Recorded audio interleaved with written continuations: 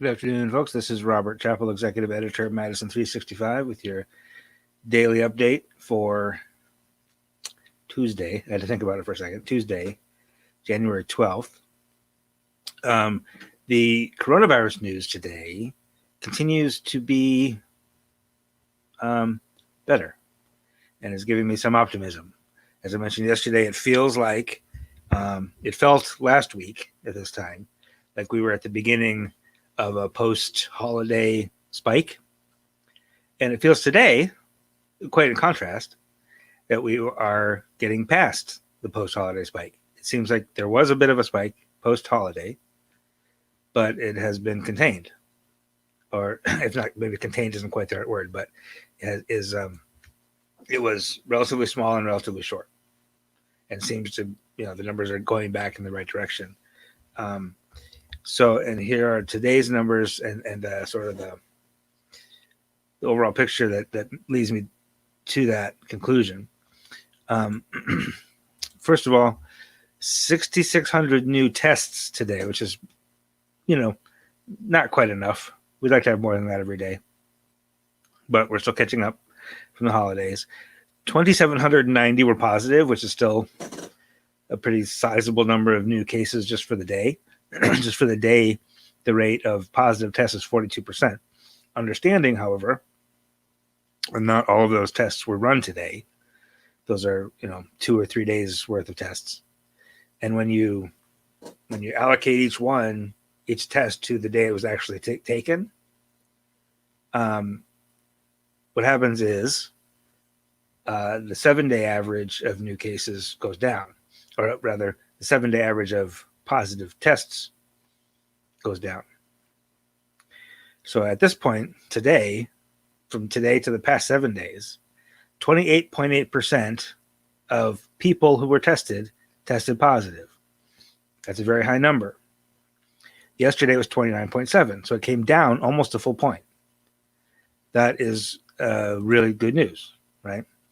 We like to see that number coming down. Even if it's still too high, at least it's going in the right direction. Similarly, the positive test rate for all tests, meaning even people who get tested multiple times, fell from 10 to 9.7. Not quite as big of a dip, but at least it's still continuing to go down.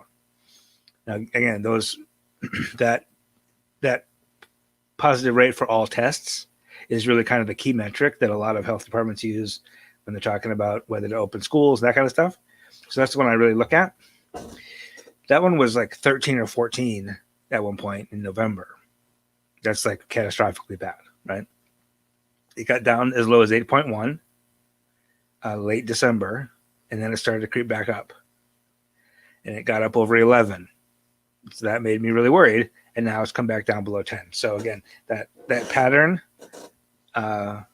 is... I like that it's going down. That feels good. And I don't know exactly why, but I can speculate that it seems like, once we get really critical mass in November, people really did change behavior. So that there was not a big, huge Thanksgiving spike, because some people did go to Thanksgivings. Some people went to Christmases with family and stuff. But outside of that, everybody was behaving differently than they were over the summer, and therefore, even though there might have been small little outbreaks, they didn't really catch hold and really spread throughout the state. That's my speculation, that there were enough of us who are staying home, who are ordering our groceries, who are wearing our masks, so that even when there is a little bit of a spike, it never really gets full traction. Okay, that's to me really good news. Now I'm hoping also we'll start to see vaccine taking a bite out of this. We haven't got enough vaccine yet to really affect the statewide numbers, probably. But in the next few days, I'm going to figure out a way to easily include vaccination numbers in this broadcast. We're several thousand. We're in the 5 figures now of people who've gotten the first dose. I don't think we're at the point of getting second doses yet, although I might be wrong about that. So we don't have anybody really fully immunized from vaccine yet in Wisconsin. But that's coming very soon. And I'm hoping that that'll happen in significant enough numbers that it'll actually start to have an effect. on these overall infection numbers. A couple other notes for today. We did report 50 deaths today. Again, these are deaths that are reported today, but that actually happened over the past 3 or 4 weeks. One that was previously reported, where was that one previously reported? In Fond du Lac County, was actually removed from the data. So our total death toll went up by 49. It is now 5,211. We have had since March, and throughout this whole, almost a year now, we've had 136 people who tested positive for coronavirus but died of other causes. Okay, so if anybody gives you that, they died with COVID, not of COVID, no. Those are two different things, and they are counted differently. So we have 5,211 people whose death was caused by COVID. And we have 136 other people who died, unfortunately, who had COVID, but whose deaths were not caused by that. Does that make sense? So the 7-day average of reported deaths fell to just over 33, and that's still artificially low, I think, because we're still catching up on reporting deaths from over the holidays, which takes a while. Like, we're not going to see the full accounting of deaths that happened even in December and the beginning of January for another week or two. So I still feel good that deaths are lower than I really thought they would be at this point. The other piece of good news today is hospitalizations continue to fall. Yesterday they went up a little bit. I was a little worried about that. They went up by like 18 yesterday, back over 1,000. And today it fell again by 29. So now we're back down to 988 people currently hospitalized. You remember that peaked at about 2,400 at one point. That's when things got very close to being very critical. You remember back like toward Thanksgiving, like late November. The alternative care facility in Milwaukee had like 23 patients in it. We were at the point of hospitals were really going to be crushed. There were some that were really in rough shape, and keeping people in emergency rooms rather than admitting them because there wasn't enough room, there wasn't enough staff. So at this point, we're well beyond that, thankfully. No, there's still some local hospitals that are still, it's still a big burden to take care of COVID patients. We did see Dane County hospitalizations today jumped 71 to 103 or something like that. Like, it was a 46% increase just in Dane County today, but overall in the state, which means that some Dane County hospitals are going to be a little bit taxed. But overall in the state, total hospitalizations actually fell today, which is great news. ICU population went up slightly, however. It is now 224. That's 4 more than yesterday. Still not critical on a statewide basis, but slightly higher.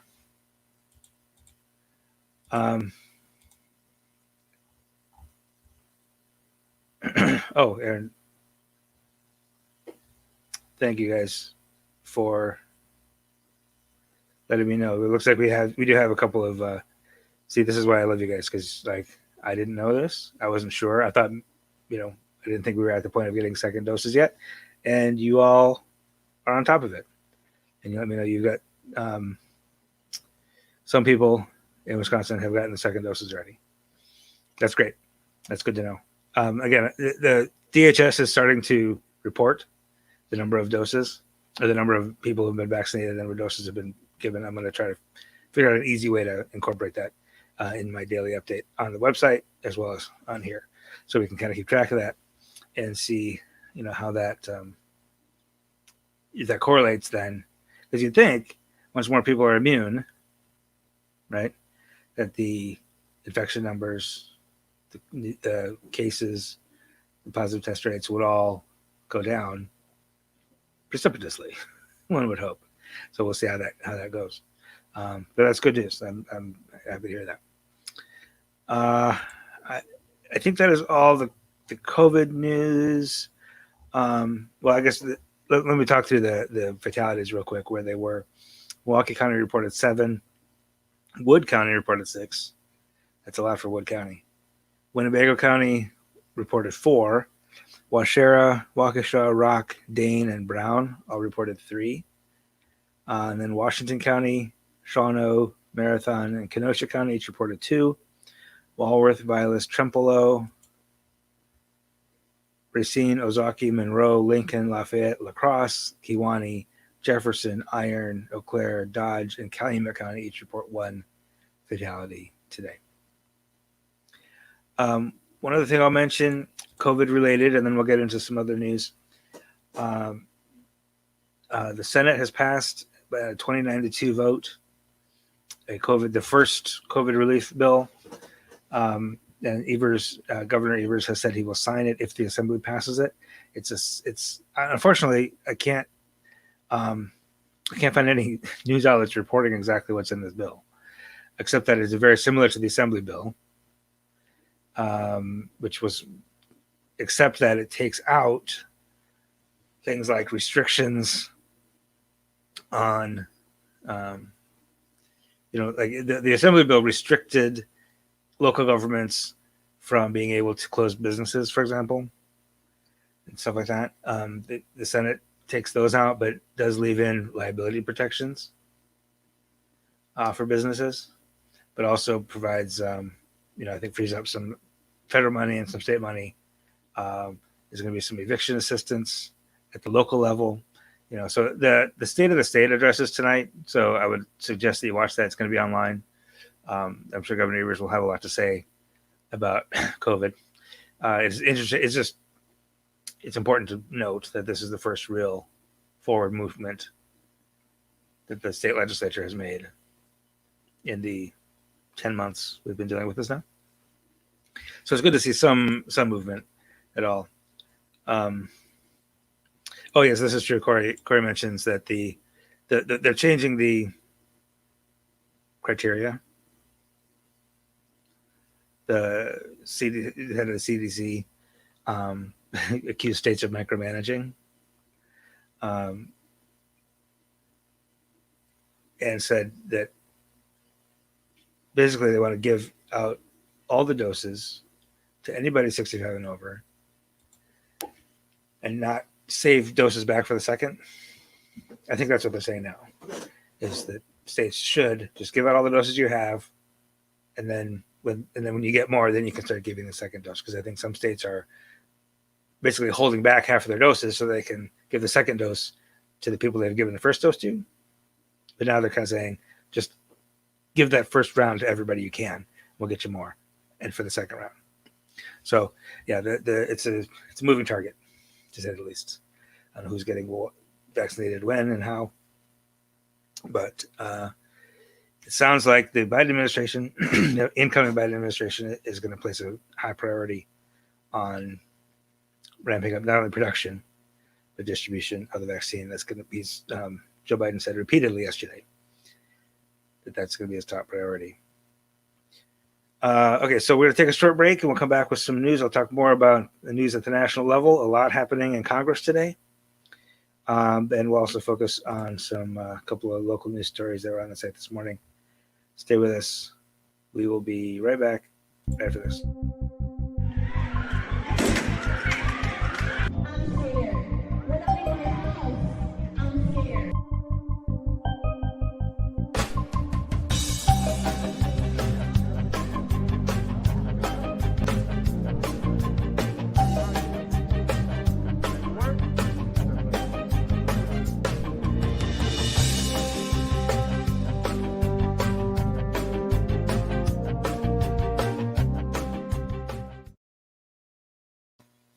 All right, we're back. One thing I want to mention on the national level is that something I talked about a little bit yesterday, that the whole 25th Amendment thing, where Vice President Pence is going to convene the cabinet and remove Trump from office. That's not going to happen.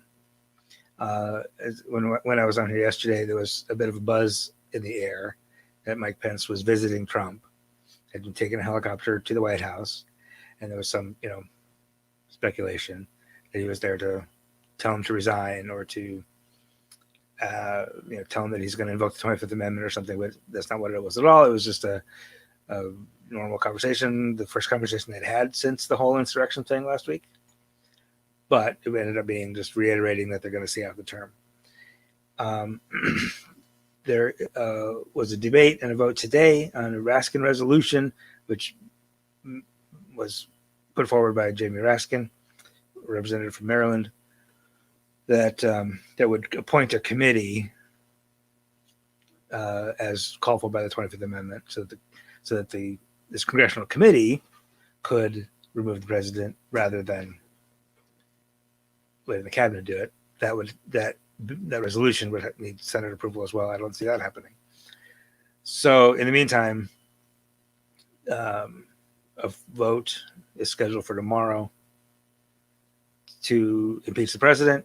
It looks like it's going to skip committee entirely and be a floor vote. The session is scheduled for I guess it'll be 8 a.m. our time, 9 a.m. in Washington. So it seems very likely that President Trump will become the first ever to be impeached twice. The Republican leadership is not pressuring its members to vote no. So it seems likely that it will be a bipartisan impeachment, at least in some measure. There will be a few Republicans that sign on. Keeping in mind, impeachment in the House is a majority vote, simple majority vote. So it could be a party line vote and it would pass, which is what happened last year. The Senate, however, would require 2/3 to convict. If they can manage to get the Senate to come back into session, which is possible but not likely, it could have a very short trial and still remove the president before his time is up. It's more likely that they would convene right around the time of the inauguration and conduct a trial and convict Trump even after he's out of office, because then they could. It's not automatic that a conviction would bar him from running for office again, but they could include that as part of the charges, basically as part of the sentence, that he's barred from running for office in the future. Now, it sounds like there's some reporting.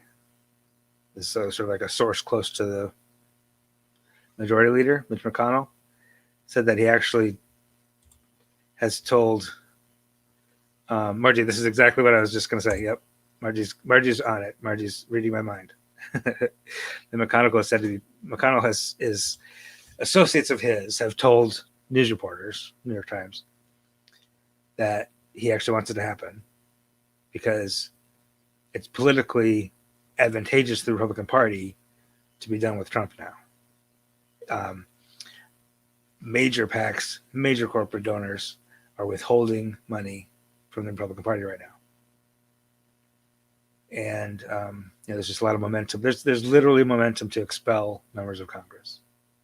I don't know if that'll actually happen or not, but I think there's definitely momentum for some members of Congress and the Senate to be expelled.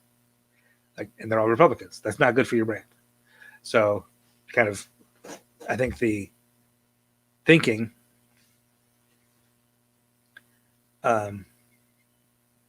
is that you kind of purge him and sort of let everybody take out their anger on him, get him out of the way, make sure he's not running for 2024, make sure he's not interfering anymore. And then the Republican Party can go back to doing what it does, being the sort of opposition to the Biden administration. Corey asked about the inauguration.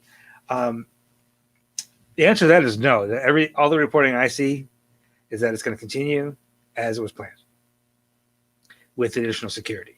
They're talking about 40,000 National Guard troops, et cetera. Security, I don't know if they're all National Guard, but significant, hugely significant security presence.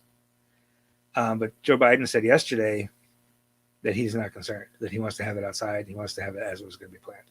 It was never going to be a real big event because of COVID. Right? It was always going to be somewhat scaled back. So that might make it a little bit easier to do as it was, because you don't have to scale back a 1 million person event. But it is going to be scaled back. It was already, like I said, it was already going to be scaled back, which is a little bit more easy to secure. If if it were me, I'd do it on Zoom. To be honest with you, I don't think we want our president and vice president elect out in the open right now, but that's what they want to do. Now there is intelligence, and we talked about this yesterday. There continues to be concern that not only Washington will be under attack on Inauguration Day and before that, there's talk of major protest actions starting on the 17th, which is Sunday. But not only in Washington, but in all 50 state capitals. I don't know how specific and how credible that intelligence is, but the FBI has been putting out that word that people in state capitals around the country should be very cautious, very careful. And we've obtained a memo from Department of Administration sent to legislators and Capitol staff telling them they should work remotely. Not because of COVID, but because of these security threats.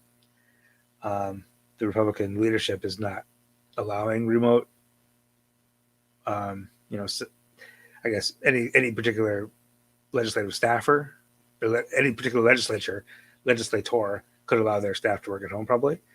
But the legislative leadership is keeping sessions in person and committee hearings and stuff like that in person right now, despite the threats. So the windows are boarded up at the state capitol here in Madison. We expect to see some protest actions like on this weekend, probably on Inauguration Day. I'll remind you, this past Wednesday on the 6th, when the big insurrection went down in Washington, there was a very small protest action here in Madison. It wasn't even much of an action. It was kind of a walk around the square. And then there was a caravan that honked their horns at the governor's mansion, but nothing substantial, nothing violent. We'll see if that, what happens this weekend, if anything. At the local level, as you're probably aware, Monday is Martin Luther King Day. And there is always a youth call to service in Madison. For many years there has been. It's been a service day. It's been thought of as a day on rather than a day off, right? So of course this year it's all by Zoom, and it's the school district, the county, the Urban League, Madison School Community Recreation. I'll put this on together, and it's going to be online Zoom virtual workshops on creativity, on arts and activism, which is really cool. Movement and activism. They're going to have like a choreographer and a dancer doing a workshop. Freedom Inc. is going to be doing a Know Your Rights workshop, which is really important for young people to know literally what are your rights when you encounter a police officer, right? And then a What Now session with Patricia Clifton and Kenneth Cole he's a site coordinator for Madison School Community Recreation, but he's also a hip-hop artist, rapper, goes by K Sankofa on stage. So that should be a really cool thing. It's free. It's intended for middle school and high school youth. It's Dane County, Madison, but it's Zoom. It's online. So I would imagine anybody statewide could probably listen in if they want to. There's a story on the website, Madison365.org. In that story is a link to the Eventbrite page to register for that. So think about it if you want your kids to be doing something cool that afternoon. Speaking of MLK Day, in Madison and Dane County, the Martin Luther King Humanitarian Awards are given every year. It's something everybody kind of anticipates eagerly. Who's going to be nominated? Who's going to win? Who's going to be named the Humanitarians of the Year? This year, it just came out today. Going from left to right on the screen there. State Representative Sheila Stubbs represents Madison South Side on the county board, as well as the state assembly. She's the first person of color to represent any part of Dane County in the state assembly. And she's also now the chair of the Wisconsin Legislative Black Caucus. In the middle is Lailata G. She's the founder of Lailata's Living Room, which is a nonprofit organization that deals with domestic violence, sexual assault, those kind of issues, helping women and girls get through those issues and confronting the issues that lead to those things, at a policy level. And then on the right, and this is what I love about this, is I always get to know somebody that I didn't know before. I've known Sheila and a lot of her, for years. But I have to look up the name of this third person. Shira Adams is the third person. Shira is the Black Queer Youth Coordinator at Freedom Inc. She's been with that organization since she was 13, and is now is receiving the Emerging Leader Award that's given to a younger person who's between the ages of 18 and 25. So that's exciting. I get to learn about a new person in Madison who's doing good things for the Black community here. And finally today, again, we've got our second installment of our Midwest Power Brokers list. We have 2 people from Wisconsin on there today. On the lower right there, you got Mandela Barnes, our Lieutenant Governor. And just above him, Shannon Hosley, who's the president of the Stockbridge Muncie Band. And so we got some other folks. We got some Jose Almeida, who's a big healthcare executive. You got a Detroit City Council person. Just a wide range of people who are very influential, people of color from all around the Midwest. And we're just trying to introduce those to you, introduce ourselves to people in those states. So take a look at that. It's on the website, Madison365.org today. All right, that is your update for today. I appreciate you paying attention. We'll be back tomorrow. I'll by this time tomorrow, I might be telling you about the president having been impeached. We will see what happens. But until then, enjoy your evening, and we will see you again very soon. This is 365 Media.